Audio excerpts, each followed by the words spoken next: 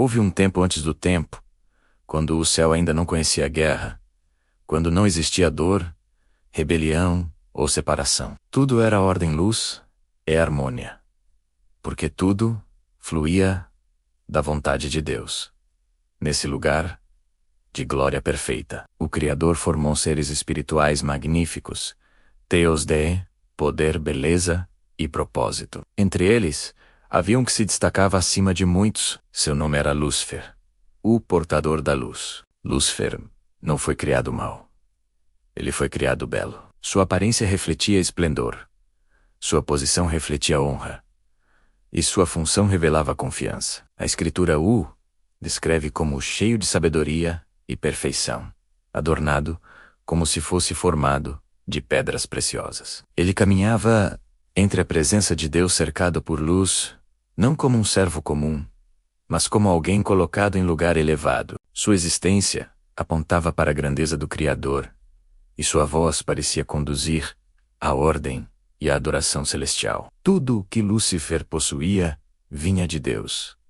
Cada brilho, cada dom, cada honra. Mas com o passar do tempo, algo silencioso começou a nascer em seu coração. Não foi uma rebelião aberta. Foi um pensamento, um olhar mais longo para si mesmo, uma comparação perigosa. Ele começou a admirar a própria beleza, a própria posição, a própria luz. E aquilo que nasceu como admiração se transformou em desejo. Lúcifer esqueceu algo essencial. A luz que carregava não era dele. Ela apenas passava por ele. Mas em seu coração, ele disse: subirei aos céus. Exaltarei o meu trono acima das estrelas de Deus. Serei semelhante ao Altíssimo. Não foi apenas um desejo de crescer. Foi a tentativa de ocupar um lugar que nunca lhe pertenceu. Porque no instante em que a criatura deseja ser igual ao Criador, o orgulho já tomou o controle. O céu, que até então só conhecia harmonia, testemunhou pela primeira vez a ruptura. Aquele que refletia a glória passou a competir com ela. Aquele que conduzia a adoração passou a desejar ser adorado. Deus, que vê o coração antes das atitudes, viu que a corrupção já havia se formado. E onde o orgulho governa, a queda é inevitável. Então, veio a queda, não lenta, não gradual, mas definitiva. Lúcifer foi lançado fora da presença de Deus.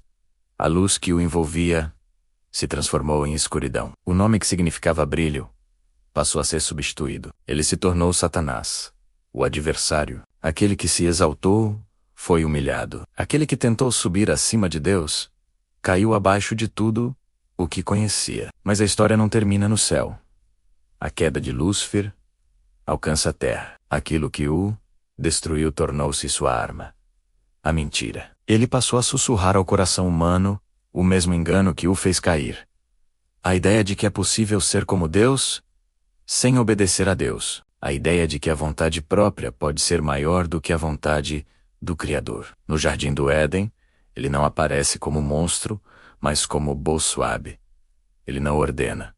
Ele questiona. Foi isso mesmo que Deus disse? Porque toda queda começa quando a verdade é colocada em dúvida. O mesmo orgulho que o expulsou do céu agora tenta separar o homem de Deus. A mesma sede por autonomia.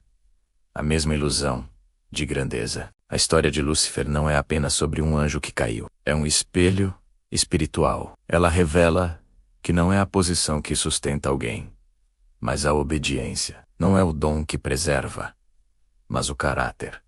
Não é o brilho exterior, mas a fidelidade interior. Porque até o mais belo pode cair, se esquecer quem é a fonte da sua luz. Jesus, quando contava suas parábolas, sempre falava ao coração, porque sabia que a verdadeira batalha não acontece fora, mas dentro. Lúcifer caiu no céu, porque permitiu que o eu ocupasse o lugar de Deus.